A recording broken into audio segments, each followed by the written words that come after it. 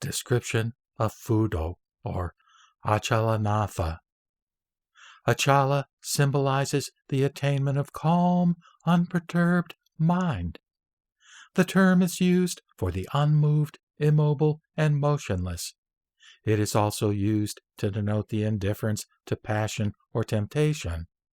He grants liberation from being disturbed by the illusions of life. A Buddha has three vehicles. 1 is natural form, 2 is bodhisattva form, and 3 as a Lord of Wrath. Dainichi as a bodhisattva is prajna, and as a Lord of Wrath is Fudo. The anger of the Myo-Os, or kings of knowledge, is not similar to the anger of an ignorant person. It rather represents righteous indignation or assumed angry mien for the sake of converting the ignorant. At heart, of course, Myo-O, like a bodhisattva, is free from anger. He is the king of immovability. Immovable symbolizes the true, pure bodhicitta. Acalanatha refers to the great tranquil meditation of bodhicitta. That is, all dharmas abide in the originally unproduced knowledge and do not move in the direction of either existence nor voidness.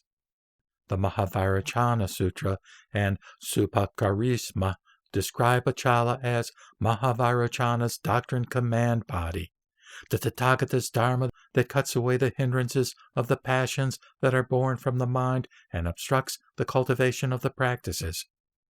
Acalanatha is called a mantra king, or in Japanese, Myo-O, because he is the power of awesome rage that destroys the passions and protects the mudras and dharanis of the doctrine command. Because the pure bodhicitta has an awesome power of wrath, he is also called Great Wrathful King, the immovable, noble one, immovable servant of infinite strength and divine powers, Great Immovable King, one who smashes obstacles, Great Awesome Immovable One of great power, and Great Immovable King, Smasher of Obstacles. He is also called Acala, or in Japanese, Fudo Shisha, or Immovable Messenger, because he performs the duties of Mahavirachana's servant and messenger. He is the incarnation of obedience, faithfulness, and loyalty, and helps all without discrimination. He serves his worshippers faithfully. His entire aim is to remove hindrances and obstacles for sentient beings and to give them a firm mind in their troubles.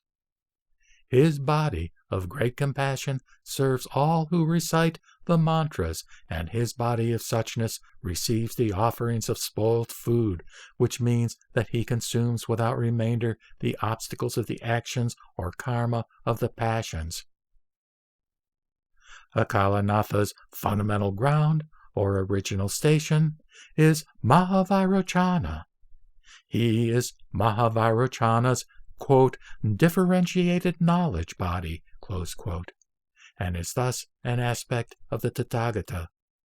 The shogun Fudo says that Acalanatha is a transformation body of Mahavirachana Tathagata. The iconography of Fudo in the Genzu Mandala. The iconography of Fudo in the Genzu Mandala follows the description given in the Mahavirachana Sutra. The symbolic instruments of Fudo.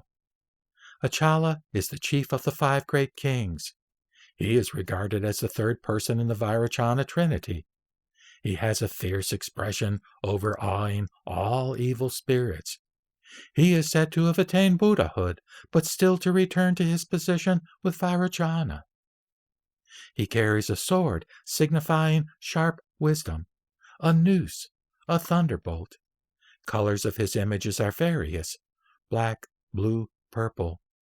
His hair falls over his left shoulder in 7 locks. He stands or sits on a rock, and his left eye and mouth are shut. His teeth grip his upper lip.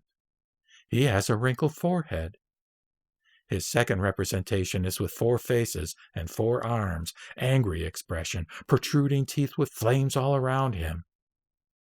His third representation shows him with necklaces, and his fourth representation shows him in red complexion, seated on a rock with a trident and flames around him. In his right hand he holds a sword. The sword symbolizes more than the simple protection of the doctrine. It is the emblem of victory that knowledge gains over error. It comes to be identified with the annihilation of all things that lie in the way of peace, truth, and moreover it represents intelligence. The sword that cuts the most complicated of all knots in the same way that intellect penetrates the very essence of the most obtuse doctrinaire thought. It is the embodiment of life and not of death.